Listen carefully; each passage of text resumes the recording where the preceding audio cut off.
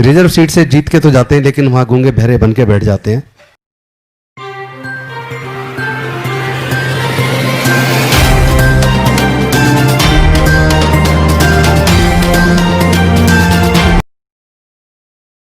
Reserve seat से जीत के तो जाते हैं, लेकिन वहां गूंगे बहरे बन के बैठ जाते हैं। आपकी बात में काफी हद तक सच्चाई है, लेकिन आपके जो छोटे आने वाले भाई हैं ना, हम जैसे जो आ रहे हैं, वो बोलते भी हैं और अपनी बात को मनवाना भी जानते हैं। अभी परसों और कल भी, परसों भी प्रोग्राम था, कल हमने अपने यहाँ बंगले पे हमारे जितने भी महापुरुष हैं सबकी हम जयंती मनाते हैं, शहादत दिवस मनाते हैं। तो कल मानवर कांसीराम साहब का श्रद्धांजलि दिवस हम लोगों ने घर पे मनाया, पुण्यतिथि मनाई। नाना करते करते भी, चूंकि कोविड में रूल रेगुलेशंस हैं, फिर भी 200 लोग आ गए। तो एक मीडिया चैनल वाले ने पूछा, आप इतना खुल के बोलते हो, क्या आपको डर नहीं लगता कि आपका चैनल, आपका टिकट कट जाएगा, आपकी कुर्सी चली जाएगी, आप मारे जाओगे? तो मैंने उनको जवाब दिया कि हम अगर नहीं बोलेंगे तो जरूर मारे जाएंगे।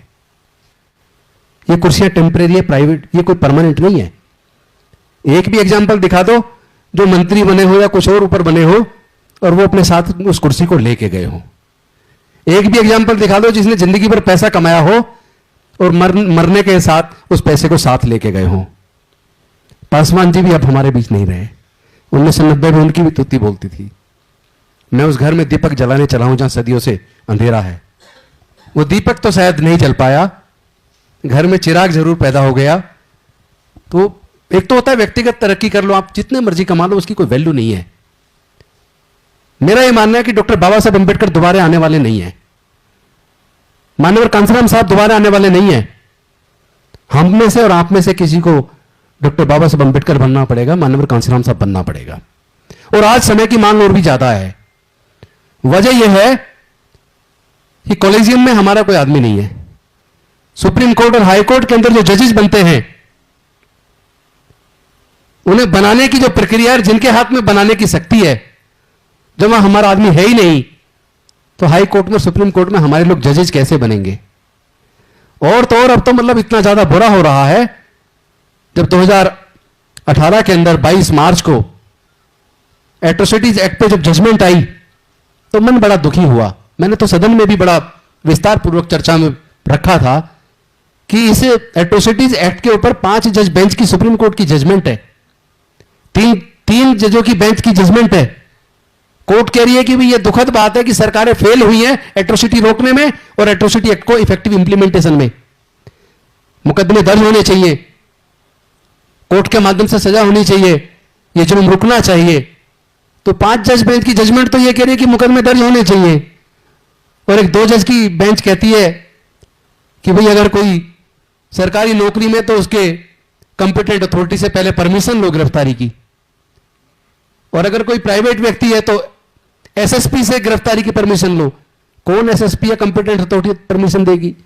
मतलब पूरे के पूरे एक्ट को डायल्यूट 2 जज कर रहे हैं, 5 जज बेंच की जजमेंट को भी कर रहे हैं। तो is it not amount to contempt of court? 5 जज बेंच की जजमेंट को क्या 2 जज की बेंच की जजमेंट ओवररूल कर सकती है? लेकिन किया। अगर 2 अप्रैल को पूरे समाज के लोग एकजुट होकर आंदोलन ना करते, उन आंदोलनकारियों में मुझे लगता है समाज के सब लोग शामिल हुए, सबने एकजुटता दिखाई, तो हम लोग उसको रोल बैक करवा पाए। 200 पॉइंट रोस्टर वाले मुद्दे पर सब लोग एकजुट हुए, सबने मिलकर संघर्ष किया, तो हम लोग उसको भी रोल बैक करवा पाए। इससे एक तो बात साफ निकलती है कि हम चाहे किसी भी पॉलिटिकल पार्टी में हो, क्या हम लोग कॉमन मुद्दों पर एकजुट होकर अपने समाज की लड़ाई को नहीं लड़ सकते? क्या हम अपनी पार्टियों में बैठ के भी अपने समाज की न्याय की आवाज को नहीं उठा सकते? कोई कहता जी टिकट काट देंगे, भाई किस किस का काटेंगे? जिसको भी टिकट दें उसी को न्याय की आवाज को उठाना चाहिए। जब हर कोई जो भी आएगा वही बोलेगा, तो मुझे नहीं लगता फिर किसी को टिकट कटने की चिंता होनी चाहिए। तो इसलिए मैंने उस टीवी चैनल वाले को कहा था, जो ये कह रहा था कि बोलोगे तो आप खत्म हो जाओगे, आपका टिकट कट जाएगा, आपको हटा दिया जाएगा, तो मैंने कहा था कि अगर नहीं बोलेंगे तो फिर किसी भी लायक नहीं रहेंगे, पूरा समाज थूकेगा हमारे ऊपर। क्योंकि हम लोग, जो लोग आज मंत्री बने बैठे हैं या कोई सांसद या एमएलए बना बैठा है, तो वो ये बात भूल जाए कि वो अपनी अपनी ताकत से बन के आया है, वो भूल जाए कि वो अपनी काबिलियत से बन के आया है।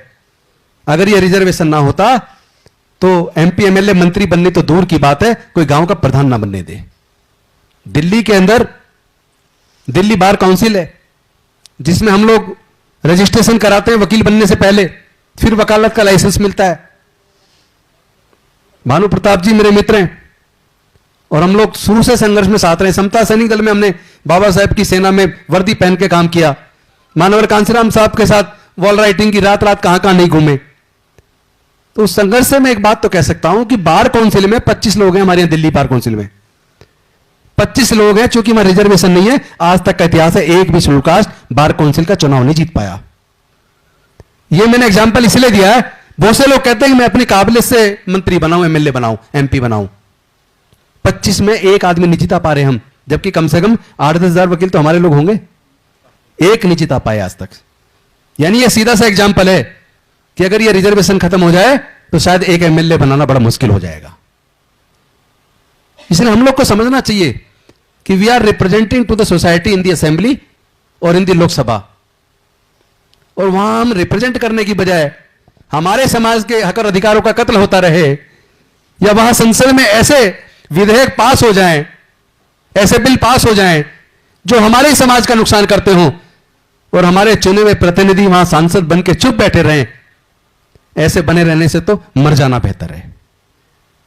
ऐसे मंत्री बनने का कोई फायदा नहीं कि आप उसी कैबिनेट में हो और उसी कैबिनेट के अंदर प्रस्ताव आया, कैबिनेट में आपके हक अधिकार को खत्म करके प्रस्ताव पास कर दिया, तो फिर आप उस कैबिनेट में कर क्या रहे हो?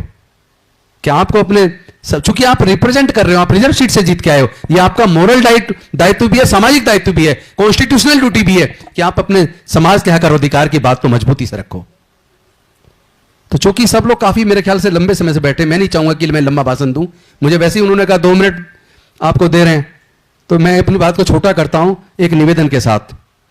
हम लोग मान्यवर साहब से बचपन से सुनते आए, हम 85% हैं, हम हुक्मरान हमें बनना चाहिए।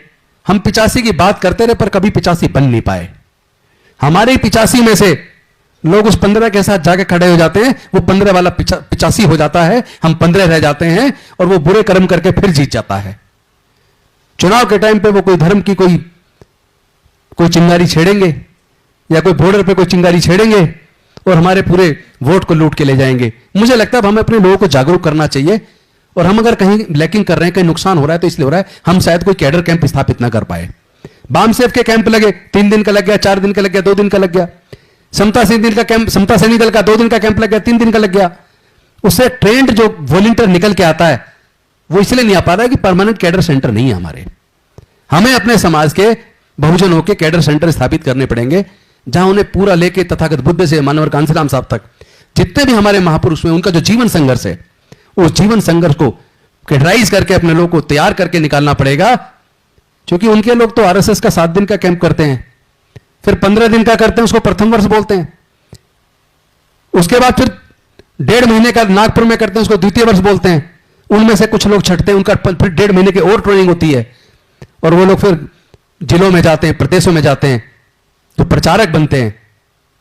वो अपने समाज का, अपने मिशन मूवमेंट को जानते हैं, क्योंकि वो ट्रेंड होके आए हैं। हम लोग अपने बुजुर्गों के भाषण सुन सुन के नेता बने हैं, हम ट्रेंड नहीं है, कैडराइज नहीं है।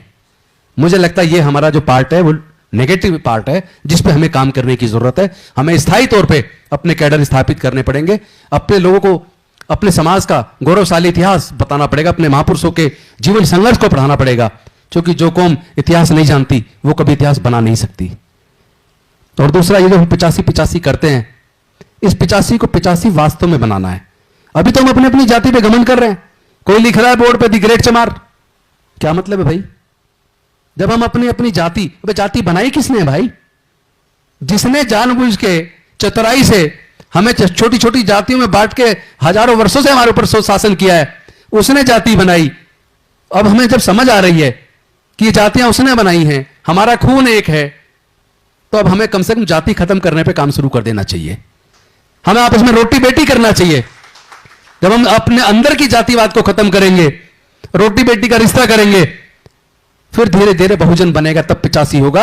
और जिस दिन हम 85 हो गए, उस दिन हमें किसी से लड़ने की जरूरत नहीं है। अपने हक अधिकार के लिए किसी को लाठी चलाने की जरूरत नहीं है। डॉक्टर बाबा साहेब अम्बेडकर जी से सीख लेनी चाहिए।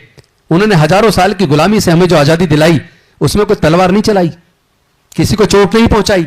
उन्होंने अपनी विद्वता से, अपनी कलम से, अपनी काबिलियत से, अपनी योग्यता से अंग्रेजों को कन्विंस करके हमारे समाज के हक अधिकार।